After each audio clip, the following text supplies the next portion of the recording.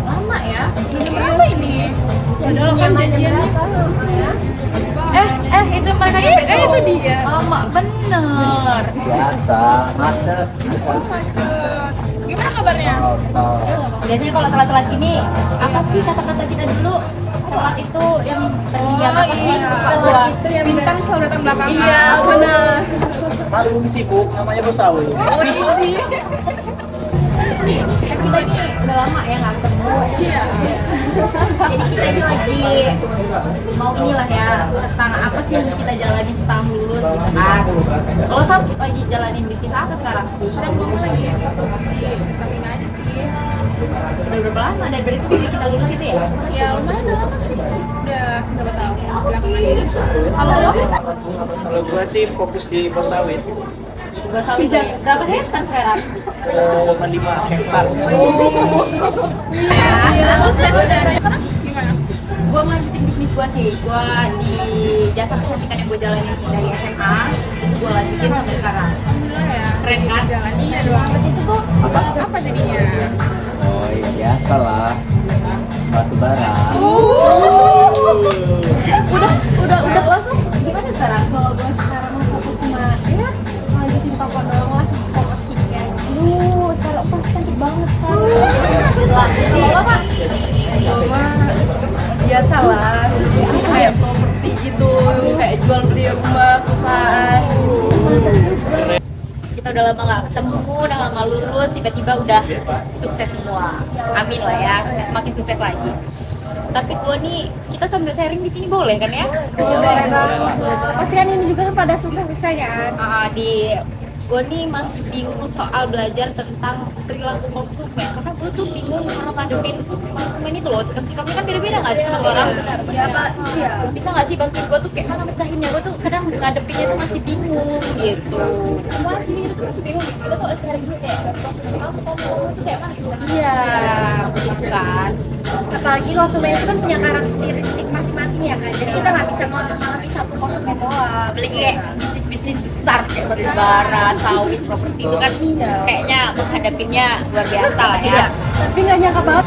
Kalau menurut lu Nay, kita di dalam menjalani bisnis ini penting nggak sih kita memahami sikap konsumen kita tuh? Menurut gua sih penting karena kita harus memahami sikap perilaku konsumen terhadap manusia tersebut.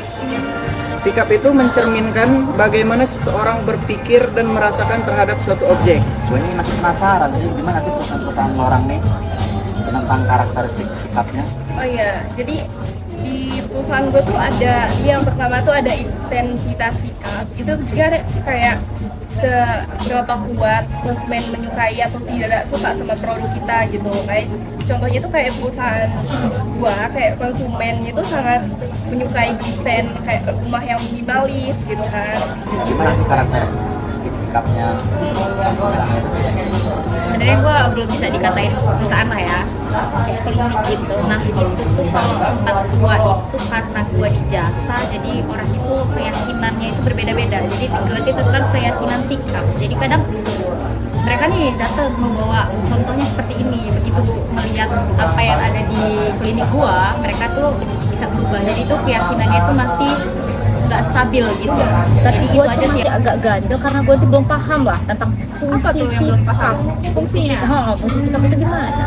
Kalau menurut gua tuh fungsinya tuh penting banget ya, karena dengan kita memahami karakteristik dari masing-masing konsumen kita nih. Kita jadi bisa lebih belajar ya, lebih buat evaluasi kita, kayak misalkan oh konsumen kita nih nggak suka cara pelayanan kita yang kayak gini nih, jadi kita bisa merubah nih dengan cara yang kayak evaluasi nih karyawan kita harus gini sesuai dengan konsumennya gitu. Jadi kita bisa. Jadi gue ini masih bingung, apa sih fungsi dari utilitarian itu? Sebagai pemilik bisnis skincare, penting banget memahami bahwa orang membeli produk skincare karena ingin mendapatkan manfaat produk tertentu. Jadi orang juga bisa membeli skincare karena ingin menghindari masalah, kayak misalnya pasti kan orang-orang kan punya masalah wajahnya tersendiri-sendiri, entah berjerawat, berminyak, ya kan.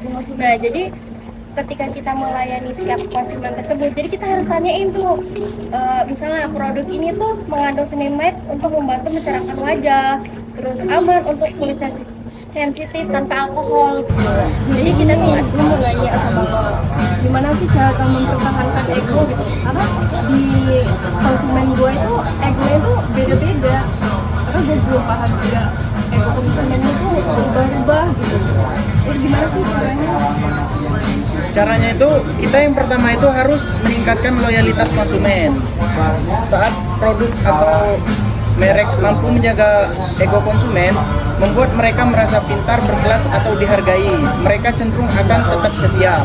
Contohnya itu konsumen yang membeli produk premium seperti iPhone, rasa bangga dengan percaya diri karena produk tersebut sesuai dengan citra diri mereka. Jadi gue masih bingung sama satu fungsi yang menurut gue itu masih bingung dan juga ya. Itu namanya itu fungsi ekspresi nilai. Oh iya. Yang seperti itu lah. Kalau menurut aku ya, fungsi ekspresi nilai itu tuh kayak ada dua sih kayaknya.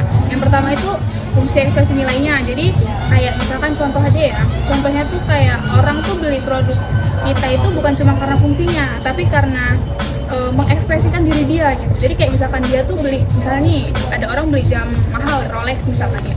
Dia tuh beli bukan karena fungsinya aja, tapi karena status sosialnya gitu. Karena kan harganya yang lumayan Jadi tinggi. ini gue mau nanya nih, jadi lo ini kan termasuk bisnis besar ya.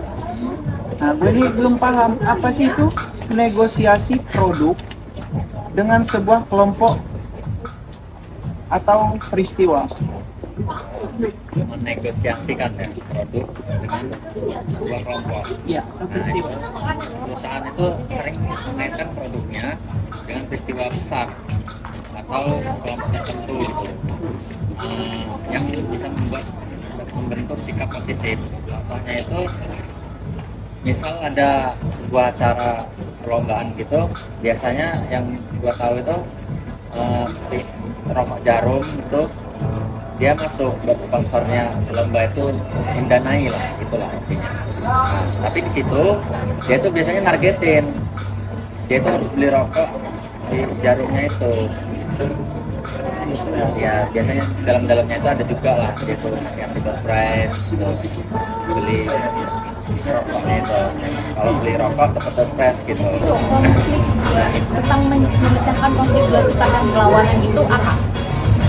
Jadi gini, konsumen tuh kan mempunyai dua sikap yang bertentangan gitu kan terhadap satu produk. Nah, sikapnya itu ada yang positif dan sikap negatif. Jadi kita sebagai pemasar itu perlu menyusun strategi untuk mengatasinya. Jadi contohnya itu dalam pekerjaan kayak properti gitu kan. Jadi contohnya itu kayak konsumen menyukai tinggal di pusat kota karena dekat dengan kantor, itu contoh positifnya. Dan contoh negatifnya itu kayak tidak suka dengan harga yang tinggi atau polusi gitu. Setelah saya duluan sekalian gue ke kasir dulu. Nggak usah, gue aja. Enggak, gua aja. Gua aja. Lebiran dulu loh, orang ada yang mau bayar.